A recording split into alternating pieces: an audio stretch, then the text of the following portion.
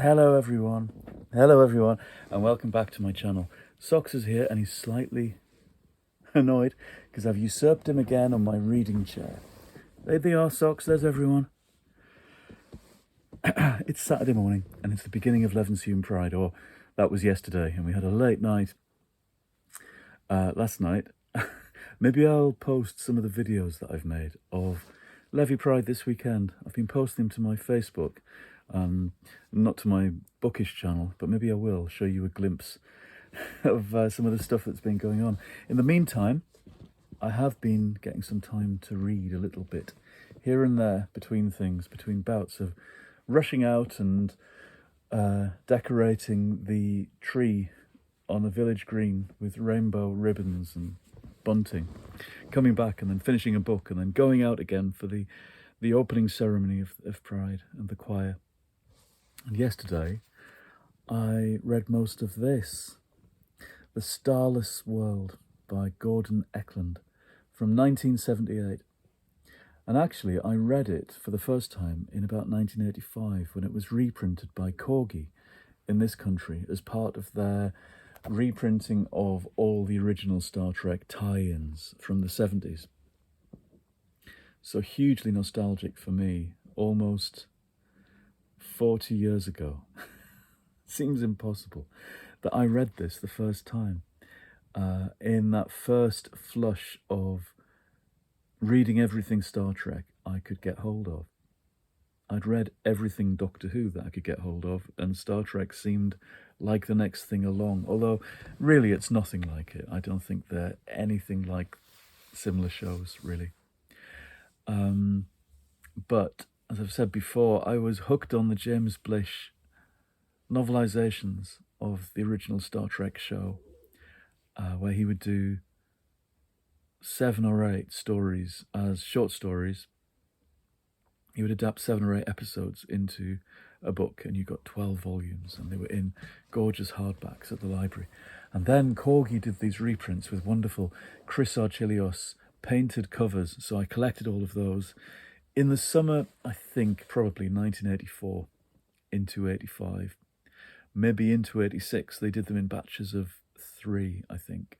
And they also published the original novels from the 70s, James Blish's Spock Must Die, and then on to other authors, things like Spock Messiah, and then these Gordon Eklund books, which are listed there in my bibliography of everything I ever read.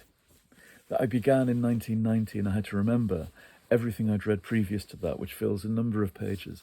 And I wrote down The Starless World and put a little star next to it because I'd liked it so much. There was also Devil World, which I think I liked as well. This is very back to basics Star Trek. It feels back to basics now. It probably didn't then.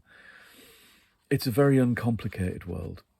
We go to a Dyson sphere, which is a kind of inverted planet, which is smooth on the outside, and the whole world is on the inside of the sphere, with a central sun at the heart of this world.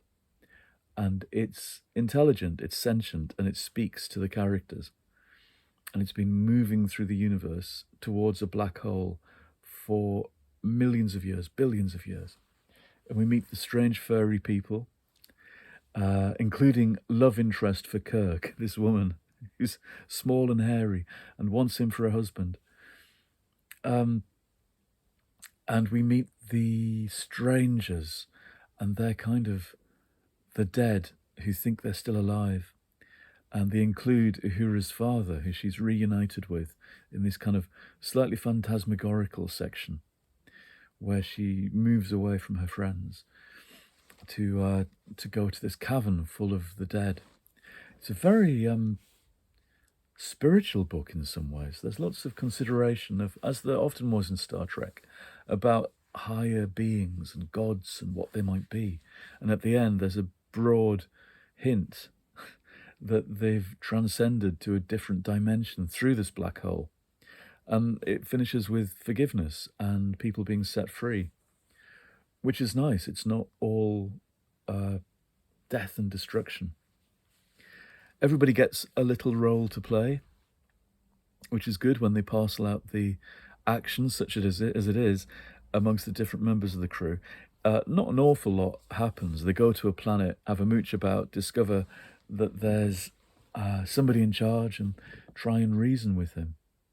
It's interesting because it's kind of like the Doctor Who and the Demons storyline, in which the godlike being is revealed as simply a very clever alien, and the lead character's female companion upsets him or upsets his reasoning by offering her own life in sacrifice to save the hero. An act of selflessness. And this makes Azal the demon destroy himself in confusion in Doctor Who and the Demons. In the Starless world, a similar quandary just gives this godlike being pause for thought, and he sets everybody free, and nobody is sacrificed. So it's a very pacifist story, I guess, as well, which is welcome in this day and age, but also as a take on Star Trek that I think I like. I like the idea of them being a peacekeeping force as they explore the universe. Anyway, it was very enjoyable to go back to. The characters are all very present and correct. It's a very short book, which is what I was in the mood for as well. But it reminds me that I really do like the Star Trek novels as a phenomenon, much more than I do the TV show in all of its glory. I think I find TV episodes of especially like kind of science fiction shows quite formulaic.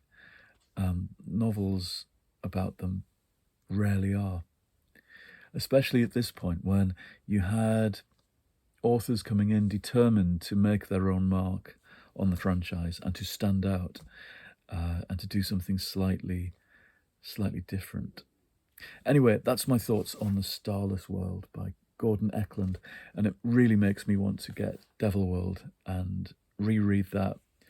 And I've been looking, and there are wonderful, slightly tacky, phantasmagorical covers in the American editions, but then in Britain you've got the very nostalgic ones that I had in the 1980s.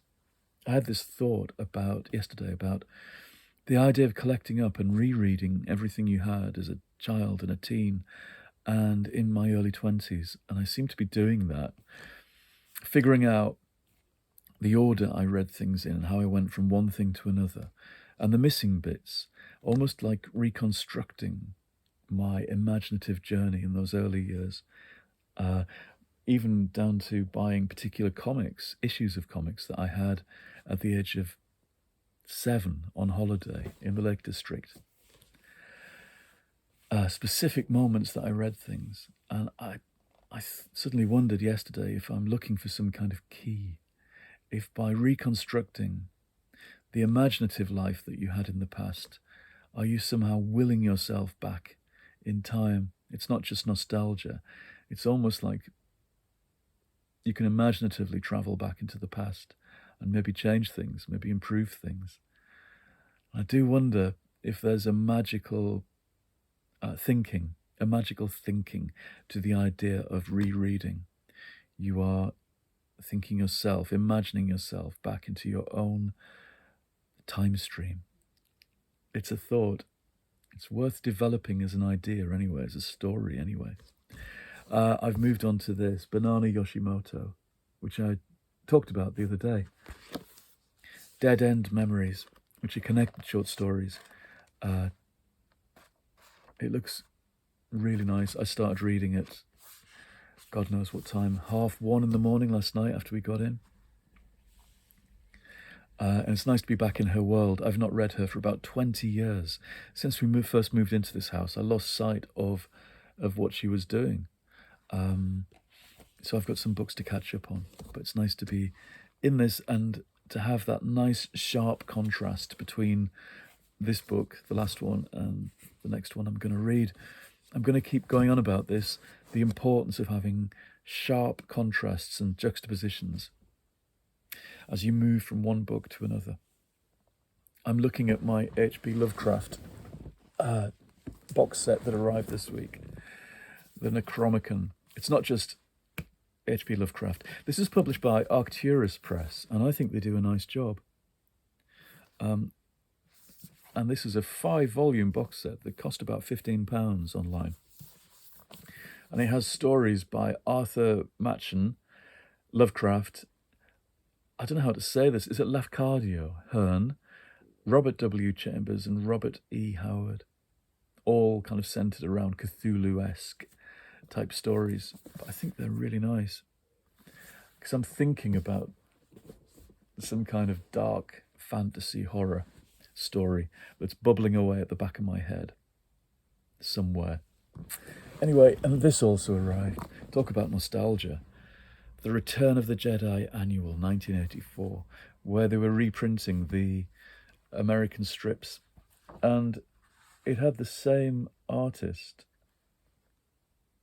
I think it's the same inker who was doing the Star Trek comics at the time for DC. It's very familiar artwork. It's so well done. I should show you, really, shouldn't I? Yeah. And I'd forgotten about this whole era in these comics. I'd forgotten there was a kind of expanded Star Wars world that I read. This is in between the first raft of movies and before they brought them back in novel form in the 90s. The comics continued. Anyway, wow, it's been a very science fiction-y, comicsy kind of update. I will talk about other stuff that's not science fiction next time. Anyway, in the meantime, goodbye. I'm about to go out and do all the things at Levy Pride. The march in the afternoon down the A6 with everybody. The market stalls where I'm going to be selling my art and doing some drawing, hopefully. And then the cabaret, the spoken word and musical cabaret tonight, where I'll be giving a reading with any luck. And it's going to be a late night again. So I will leave you there, and I'll see you again soon in the next episode. Goodbye.